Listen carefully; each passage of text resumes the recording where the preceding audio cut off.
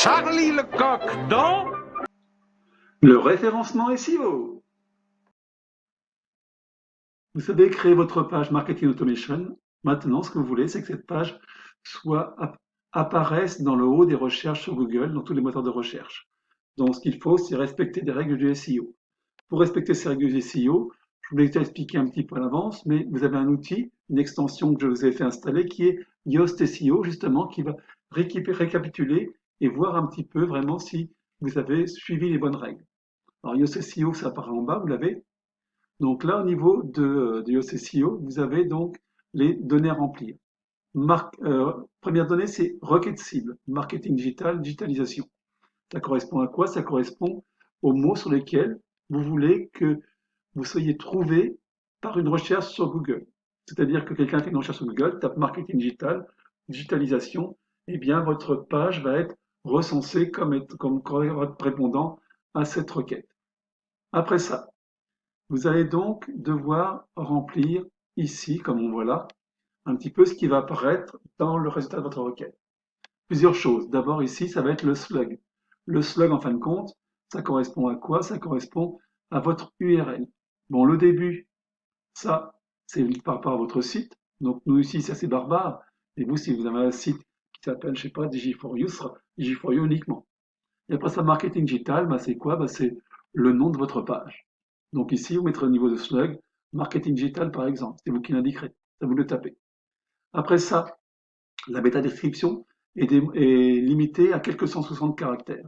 Donc dans cette métadescription qui va apparaître ici, donc qui va donner une information sur le contenu de votre page, il ne faut pas reprendre le contenu de votre page. Si vous ne mettez rien, automatiquement Google prendra les 160 premiers caractères de votre ce qui ne sera pas obligatoirement représentatif de votre article. Donc ce qu'il est bon, c'est de mettre un résumé du contenu de votre article. Donc qu'est-ce que j'ai mis ici? J'ai mis qu'est-ce que le marketing digital, comment procéder à la digitalisation de votre commerce, faire du marketing automation. Ici, on vous l'apprendra. Vous verrez ici qu'il y a une petite barre qui au départ est en rouge et qui au fur et à mesure devient orange puis verte. Si c'est trop long, ça deviendra orange. C'est pas grave, ça voudra seulement dire que ce que vous avez mis après n'apparaîtra pas, puisque c'est limité à 160 caractères et quelques. Après ça, une fois que vous avez fait cela, dites-vous que c'est à peu près bon. On va faire après l'analyse digitale, analyse SEO. Donc là, vous avez toute une série de choses qui vont apparaître d'après votre contenu. Donc vous voyez, moi ce que j'ai mis, ici ça vous dit requête dans les titres. Bon, j'ai pas utilisé assez souvent dans mes titres, donc des synonymes de requête cible. Requête dans le titre, bon, bah, marketing utilisation n'apparaît pas dans le métatitre, mais c'est pas trop grave, bon ça. Amélioration de texte alternatif, c'est-à-dire qu'il faut de mettre des textes alternatifs pour mes images, que j'ai pas eu le temps de faire. Longueur de métatitre est trop court. C'est pas trop grave non plus, on s'en moque. Après ça, il y a des choses qui sont intéressantes. Qui sont quoi? Lien externe, bon travail. Ça veut dire quoi? Maillage interne, bon travail aussi. Requête dans l'introduction, bon travail. Requête d'introduction, c'est-à-dire que dans l'introduction, vos mots apparaissent. Longueur de la requête, comme on l'a vu, c'est 3 mots, 4 mots maximum. Donc, densité de la requête cible était trouvée 3 fois, c'est très bien. Et ainsi de suite. Donc, en temps de faire se peut, essayez de mettre le plus de verbes possible. Donc, il y a une chose qui est intéressante, c'est les maillages, les liens externes et les liens internes. Donc, lien externe, ça veut dire quoi?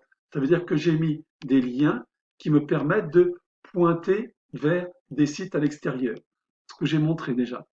Mais maillage interne, là, c'est intéressant aussi à faire. C'est-à-dire que vous allez devoir relier vos pages les unes avec les autres. Alors, comment faire? Donc, par exemple, ce que j'ai fait ici. Ici, j'ai mes pages, rappelez-vous, réseaux sociaux, d'accord, que j'ai créé. Si je suis ici dans Accueil Digi4You, ici, j'ai une page réseau social. Qui est bon, c'est que de ma page digital marketing, je réfère à ma page réseaux sociaux. C'est ce que j'ai fait ici. J'ai pris ici, j'ai sélectionné donc cela. J'ai cliqué là-dessus et automatiquement, j'ai pris l'adresse de ma page ici, réseaux sociaux par exemple. J'ai fait un copier-coller. J'ai demandé qu'on l'ouvre dans un autre index et automatiquement, mon maillage interne a été fait. Pareil pour former, j'ai fait un lien vers formation interne. D'autre part, si je reprends ici ma page accueil, que j'ai là, pour pouvoir pointer justement sur ma page marketing digital, ce que j'ai fait, j'ai mis ici donc un lien. Donc digitalisation, on vous apprend. Pour apprendre, référez-vous à notre page marketing digital. Et lorsque les gens cliquent justement sur marketing digital, eh bien ma page marketing digital va s'ouvrir. Donc c'est ce qu'on appelle faire du maillage interne. Et ça c'est très important justement, et Google va noter tout cela, va vous mettre des points pour justement vous soyez mieux référencé. Sachant, n'oubliez pas que votre article est bien structuré.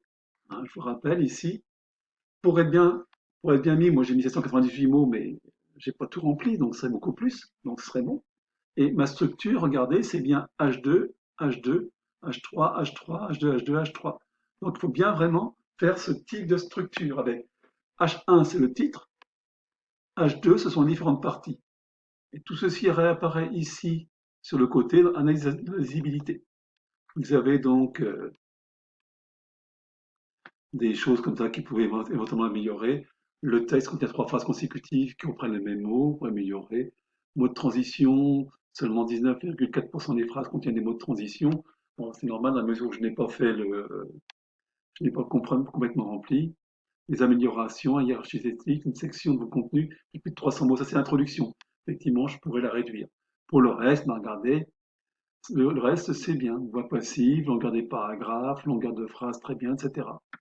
Donc, vous voyez qu'avec Yoast SEO, vous allez avoir des guides qui vont permettre d'avoir une page qui a toutes les chances d'être bien référencée par Google. Sachant que, de toute façon, dites-vous une chose, vous n'aurez jamais tout au vert. Donc, je vous laisse travailler. Bon courage pour la suite.